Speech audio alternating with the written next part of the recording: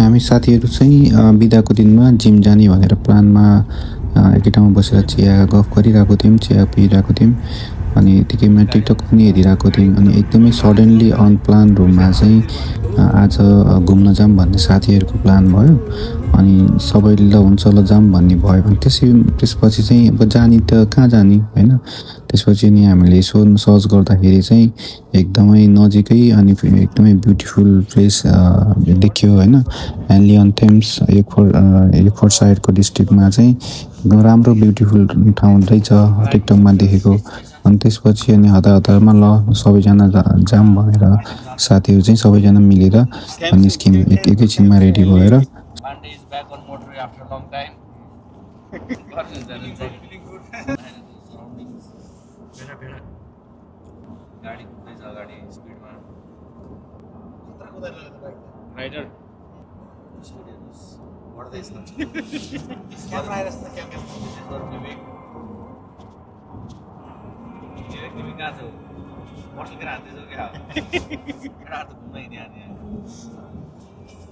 अनि हामी गाडीमा सबै साथीहरू चिटच्याट गर्दै काममा भएको साथीहरूलाई मिस गर्दै हिँडिरहेको थियौँ। अनि बाहिरको सराउन्डिङ क्याप्चर पनि गरिरहेको थियौँ भ्यूहरू चाहिँ।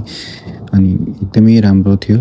अनि एकैछिनमा चाहिँ हामी आफ्नो चाहिँ स्पटमा पुग्यौँ। अनि त्यसमा चाहिँ पार्किङ गऱ्यौँ। पार्किङ गरेर गाडीलाई पार्किङ गरेर पार्किङ चार्ज पनि तिरेर पार्किङ टिकट लगेर साथीहरूले यहाँ उसमा डिस्प्ले गरे।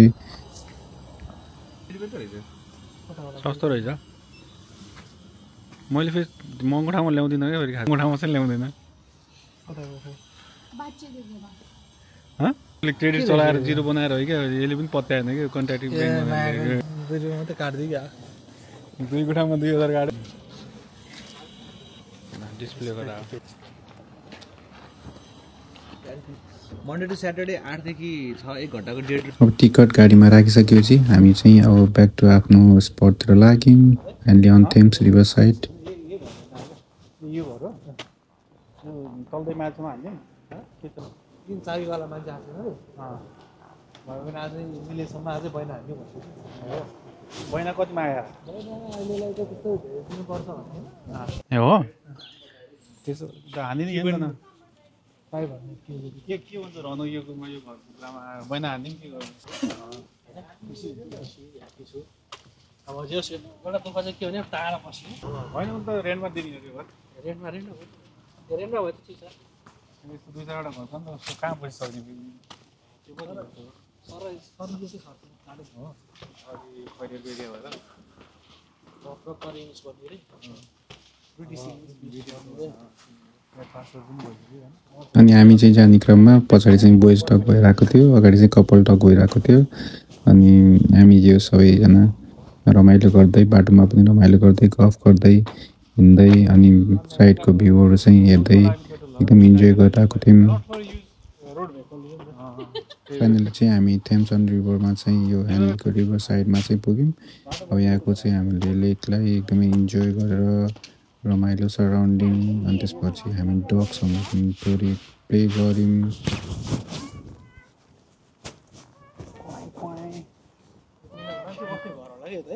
त्यो साइडको यो के त्यही हो क्या।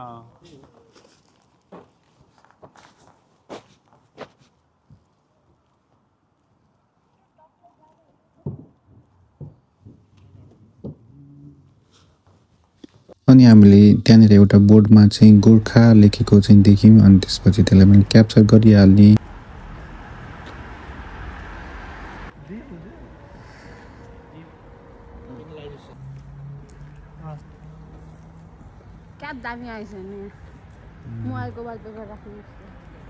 अनि यतिकै वालाको भनेर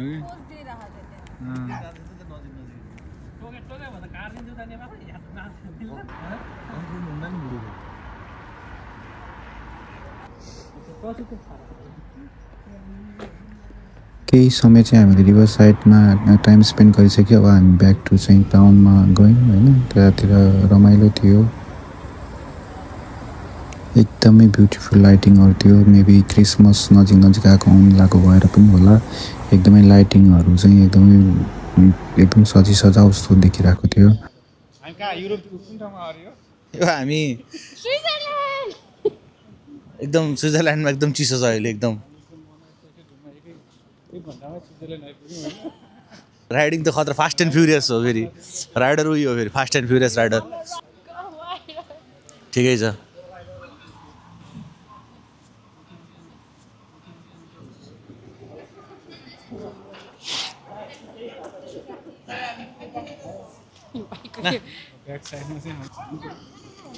यहाँ राखेको छु है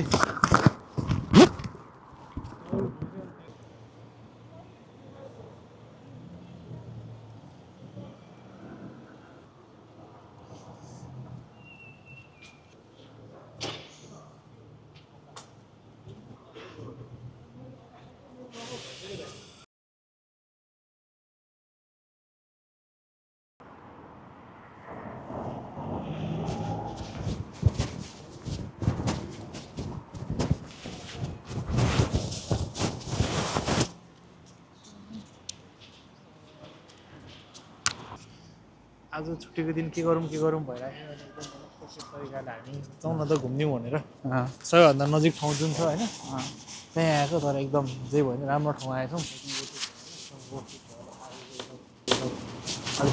वेदर सुन गरेर 2 पाइन हान्न पायो भने कि तपाईँ झन् वर्थित हुन्छ हौ रमाउँदा कस्तो लाग्यो यो ठाउँमा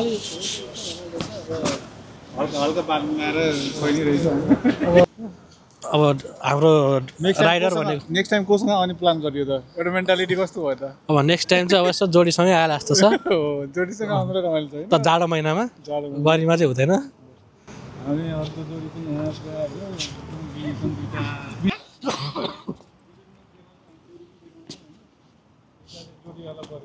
हामी चाहिँ बिजोडीवाला पर्यो 3टा जोडी हो ए के भन्नु छ र जिन्दगीमा केही छैन के भन्नु छ हजुरलाई जोडीहरूको मात्रै धेरै सोख भयो अब हामी पनि चाँडै के भन्छ अरे जोडी भएर चाँडै आउनुपर्ने चाहिँ देखिँदैछ छाटकाट ठिकै छ तर रमाइलो भएर कुन ठाउँ यो चाहिँ अक्सफोर्ड सायर हुनु चाहिँ तर ठ्याक्कै एक्ज्याक्ट थाहा छैन अर्जेन्ट हिँडेको नि त हतारमा एकदम अनएक्सपेक्टेड अनप्लान्ड यतिकै ठाउँको बनाएर चिया खाँदै बनेको प्लान भएर चाहिँ ठाउँको नाम याद छैन तर लास्टमा हामी मेन्सन गरिदिन्छौँ कुन चाहिँ ठाउँ हो भनेर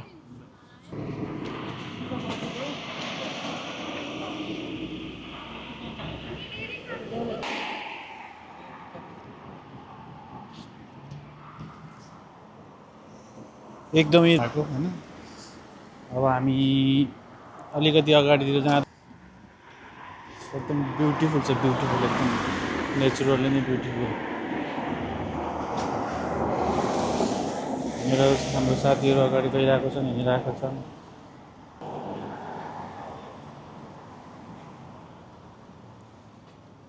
राम्रो रहेछ है लाइटिङ साइटिङ अब चाहिँ हाम्रो जर्नी चाहिँ अलमोस्ट एन्ड नै हुन लागेको थियो अब हामी चाहिँ नास्ताको लागि खोजिरहेको थियौँ होटलहरू खोजिरहेको थियौँ अनि त्यसै क्रममा अलि अगाडि गयौँ हामी त्यसमा चाहिँ हामीले त्यहाँनिर वेदर स्पुन देख्यौँ वेदर स्पुनमा गएर हामी सबै साथीहरूले चाहिँ नास्ता खाइसकेपछि एकैछिनमा अब केही समय त्यहीँ स्पेन्ड गरेर त्यसपछि हामी ब्याक टु रुम फर्किने गऱ्यौँ जाने है त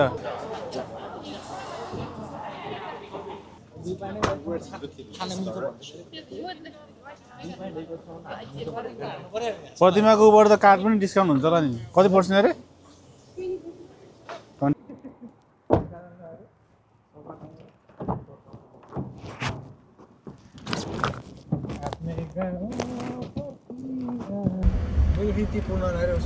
मार्लो सिधै रहेछ नि त मार्लो सिधै रहेछ कि यही अगाडि होला होइन